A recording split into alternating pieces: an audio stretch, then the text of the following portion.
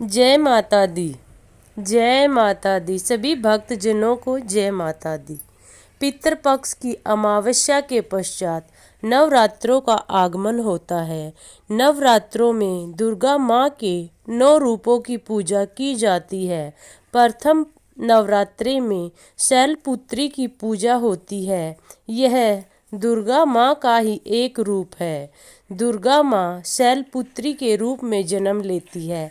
इसकी कथा इस प्रकार है। प्राचीन काल में एक दक्ष नाम का राजा था, जिसकी पुत्री का नाम सती था। एक बार राजा दक्ष अपने यहाँ महायज्ञ का आयोजन करता है। वह सभी देवता गणों को आदर पूर्वक निमंत्रण भेजता है, परंतु शिव शंकर भोलेनाथ को कोई निमंत्रण नहीं देता। जब माता सती को यह पता चलता है तो वह अपने घर जाने को इच्छुक होती है। इस पर वह भोलेनाथ के सामने हाथ जोड़कर विनती करती है। इस पर भोलेनाथ कहते हैं, हे देवी, बिना बुलाया अतिथि कभी भी आदर और सम्मान के योग्य नहीं होता, इसलिए आपको वहां नहीं जाना चाहिए। परंतु माता सती के बार बार विनती करने पर भोलेनाथ उनको वहां जाने के लिए आदेश दे देते हैं। माता सती वहां से जब अपने घर चलती है तो उनके घर पहुंचने पर उसका कोई आदर सम्मान नहीं करता। सिर्फ उसकी माता उसे गले लगाती है और उनसे हालचाल पूछती है।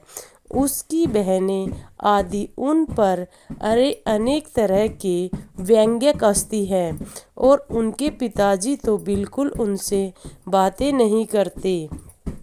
जब वह देखती है वहाँ पर महायज्ञ के लिए सभी देवताओं के अलग अलग तरह के आसन लगे हुए हैं, परंतु भोलेनाथ का वहाँ कोई स्थान नहीं है। इस पर वह अपने पिताजी से बोलती है कि पिताजी, आपने हमें निमंत्रण क्यों नहीं भेजा?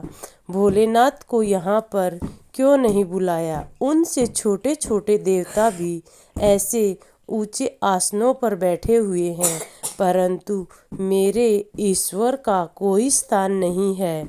इस पर दक्ष राजा बड़ा क्रोधित होता है और उसे कहता है कि उस वैरागी के लिए मेरे यहाँ कोई स्थान नहीं है और अनेक तरह की बातें करता है। इससे माता सती अपने पति का अपमान बिल्कुल सहन नहीं कर पाती और उनकी आंखों से आंसू बहने लगते हैं। इस पर माता क्रोधित होकर सभी देवता गणों के सामने उस महायज्ञ के अंदर कूद जाती है, जिससे वहाँ चल रहा यज्ञ खंडित हो जाता है और यह सब बातें चारों तरफ फैलने लगती हैं।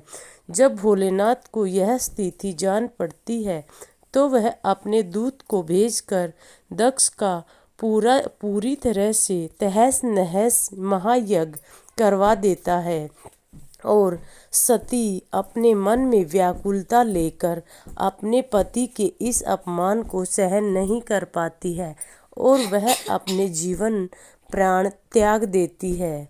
इस तरह दुर्गा माता का यह रूप इसी तरह समाप्त हो जाता है और अगले जन्म में वह राजा शैल के वहाँ पर जन्म लेती है और शैलपुत्री के रूप में पूजा की जाती है।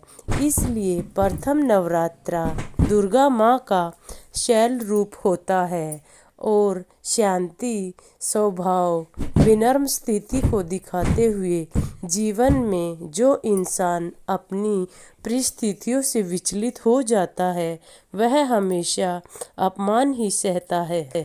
माता का यह रूप मनुष्य को शांतिपूर्ण ढंग से जीवन जीना सिखाता है तथा उन्हें हर तरह की सुख संपत्ति, धन धान्य से परिपूर्ण करता है। माता का यह रूप अति शांतपूर्ण होता है। जय माता दी। सभी मिलकर बोले, जय माता दी, जय माता दी।